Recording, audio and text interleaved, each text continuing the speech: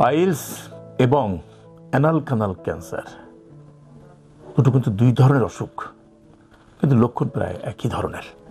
যখন পাইলস যাদের হয় তারা এসে বলে আমার পায়খানা করার রক্ত পড়ে, আবার অ্যানাল ক্যানালে যখন ক্যান্সার হয় তখনও কিন্তু প্রথম দিকে তারা এসে বলে আমার পায়খানা করার সময় রক্ত পড়ে। এরকম একটি বাস্তব ঘটনার চিত্র আমি আজকে তুলে ধরবো। ছেলের তরুণ, বয়স 24 বা 25 বছর হবে, নারায়ণগঞ্জ জেলাতে বাড়ি, ভালো ফুটবল খেলে। কিন্তু মলদ্বারে যখন তার রক্ত পড়া শুরু হলো তখন সে এলাকার চিকিৎসকের শরণাপন্ন হলেন। এলাকার চিকিৎসকরা রক্ত পড়ছে, রক্ত আমাশা মনে করে ফ্লাজিল ট্যাবলেট খাওয়াচ্ছে। ফ্লাজিল ট্যাবলেট খায়, কিন্তু এই যে ক্যান্সার বা রক্ত আমাশা নয়, এটা কিন্তু সে নির্ণয় করেনি। সে যখন শুনেছে রক্ত পড়ে পায়খানা রাস্তা দিয়ে, তখনই সে ওই এলাকার জিপি যিনি তার কাছে যায়। জিপি যদি মলদ্বারে একটা আঙুল দিয়ে পরীক্ষা করতো তাহলে হয়তো শুরুতেই এটি পাইলস না ক্যান্সার সে বুঝতে পারত, কিন্তু সেটি সে তারা করে না করে রক্ত আমাশার ওষুধ দিচ্ছে। এরও 1 দিন 2 দিন রক্ত পড়লো, তারপরে মাসখানি ভালো থাকলো, 1 মাস 2 মাস ভালো থাকলো, আবার একদিন রক্ত পড়লো, আবার 1-2টা ফ্লাজিল খেলো, আবার ভালো থাকলো। এই ক্রমান্বয়ে সময় ক্ষেপণ হতে থাকে। পাইলস বা অ্যানাল ক্যানাল ক্যান্সার তো শুরুতেই হ্যাভি বিল্ডিং আসবে না, ফোটায় ফোটে রক্ত পড়বে, পায়খানা করার সময় রক্ত পড়বে, এটা তো প্রাথমিক লক্ষণ। এই লক্ষণ নিয়েই সে ফ্লাজিল ট্যাবলেট বা এই জাতীয় রক্ত আমাশার ট্যাবলেটগুলো খাচ্ছে, আর অটোমেটিক কিন্তু ভালো হচ্ছে। এই ওষুধের কোনো কারণেই যে রক্ত পড়া বন্ধ হচ্ছে তা নয়, অটোমেটিক তার রক্ত পড়া বন্ধ হয়ে যাচ্ছে। এই অটোমেটিক রক্ত পড়া যখন বন্ধ হয়ে যাচ্ছে তখন সে তার মনে বদ্ধমিল ধারণা হয়েছে যে তার এটা রক্ত আমাশা। সময় গড়িয়ে যাচ্ছে, মাসের পর মাস, বছর ঘুরে এলো। একদিন সে দেখে তার এখান দিয়ে প্রচণ্ড ব্যথা এবং মলদ্বারটা অনেকটা চিকন হয়েছে ক্রমান্বয়ে।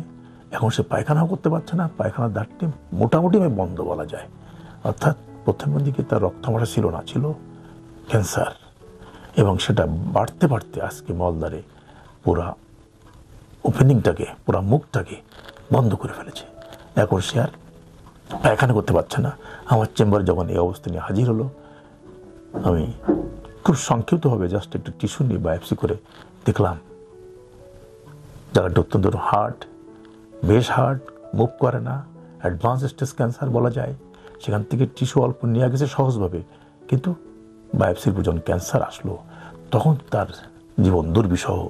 তার এই যে advance stage anal canal cancer, যা শুরুতে হয়তো চিকিৎসা করলে, ডেফিনেট চিকিৎসা দিতে বললে সে হয়তো ভালো হতো, কিন্তু যে অ্যাডভান্স স্টেজ চলে আসছে, এখানে রেডিওথেরাপি, কেমোথেরাপি দিলে কতটুকু কাজ করবে সেটা বলা মুশকিল।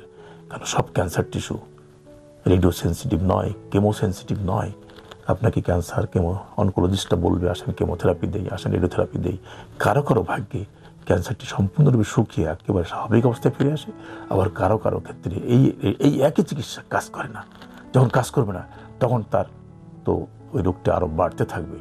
2 centimetre, 3 centimetre, 4 centimetre, 5 centimetre, 10 centimetre surrounding pelvic টিস্যুগুলি ইনভলভ করে ফেলছে, সারাউন্ডিং পেলভিক নার্ভগুলিকে ইনভলভ করে ফেলছে।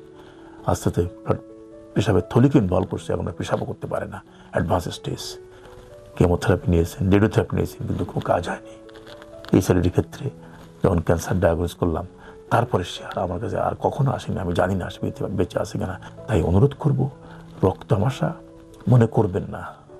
মলদ্বারে যে রক্ত পড়ছে, বিশেষজ্ঞ সার্জনের কাছে যান, রোগটি নির্ণয় করেন। বিশেষজ্ঞ সার্জন, তার অনেক অভিজ্ঞতা, অনেক দক্ষতা, অনেক জ্ঞান। সে আপনাকে সঠিক পরামর্শ দেবে এবং আপনাকে সঠিক রোগ নির্ণয় করতে সাহায্য করবে, চিকিৎসা দিবে, এবং আপনি ভালো হয়ে যাবেন। ধন্যবাদ।